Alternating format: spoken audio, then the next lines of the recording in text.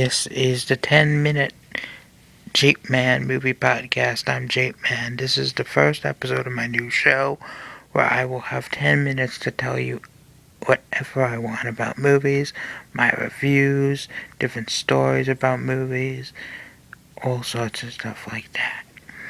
Now, it's late at night, so that's why I'm recording this and sort of whispering so I don't wake anybody up. But hopefully you can hear me. I thought it would be a good idea to sort of talk about my first experience in a movie theater, which happened when I was 4 years old. And it was also one of my last up until about 10 years ago. Exactly. It was 10 years ago this July, actually. I only went to the movies twice as a kid. I went when I was 4, and then I saw the Flintstones movie when I was about 6 or 7, and that scarred me for life. Not really, but one of the previews before the Flintstones movie was The Mask, the Jim Carrey comedy, but it terrified me as a kid, and that's funny because I watched a lot of horror movies when I was like 3. The Child's Play movies, Leprechaun. I saw all of those horror movies when I was 3, and yet when I was 6 or 7, I was terrified by a Jim Carrey comedy preview. Weird, I know, especially since The Mask was intended to be a horror movie before Jim Carrey was cast. The original script and the original idea behind it was a slasher film, with The Mask as a slasher who the studio wanted to be the next Freddy Krueger. But that opted not to be the case, and you got like a silly comedy. That being said, that was my second time at the movies, and I didn't go to the movies again. I mean, I saw movies at home, obviously, but I didn't go to the movie theater again until 2002, July 3rd, 2002, when I saw the Powerpuff Girls movie. But that was actually a good idea because I eased myself into more grown-up things, and now I see R-rated movies and NC-17 movies and all stuff like that. Okay, but here's what I saw the first time I went to the movies. When I was 4 years old, my cousin and her then husband took me to see, wait for it, the Pauly Shore classic, Encino Man. My first movie experience. No, it wasn't Wizard of Oz, it wasn't Bambi, it wasn't E.T., it was Encino Man, a Pauly Shore, Brendan Fraser, Sean Astin movie. I think it was Sean Astin.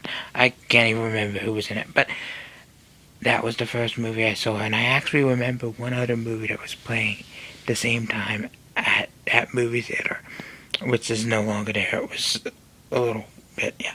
But the Addams Family movie was actually playing there at that movie theater that same day, and yet we saw her. I mean, yes, the Addams Family movie was pretty dark compared to the TV show, but we saw her Encino Man instead, and I fell asleep. My cousin, who was older, obviously, she was married, she was like 20, she fell asleep. Her husband was the only person, her ex-husband now, was the only person who stayed awake the whole movie, which makes plenty of sense. But, yeah. So that's pretty much, that was my first sort of experience at the movies, and I've seen so many movies since. Like, the last movie I saw in theaters was a couple days ago, and that was Cloud Atlas, but we'll get to that in another podcast.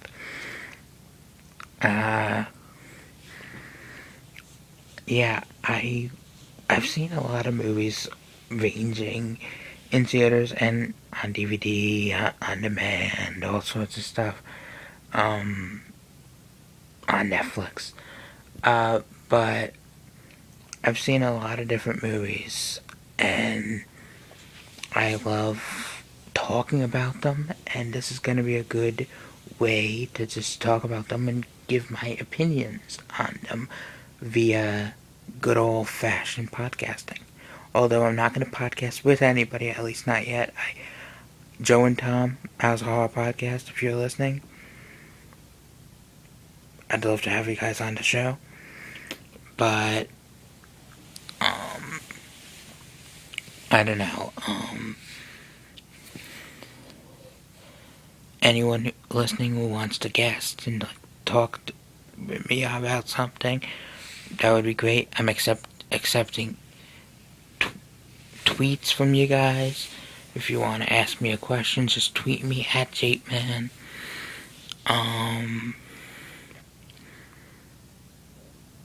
What else? I still have 5 minutes, well, 4 minutes before the podcast is over, so,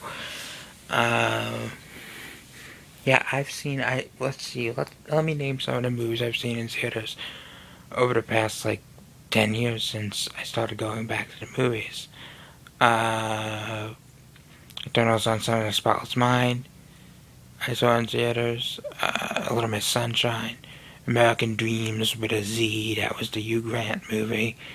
As I said, I just saw Cloud Atlas. The Road, the Viggo Mortensen movie, I saw that in theaters. I've seen so many movies in theaters over the years that it's sort of ridiculous over the last 10 years.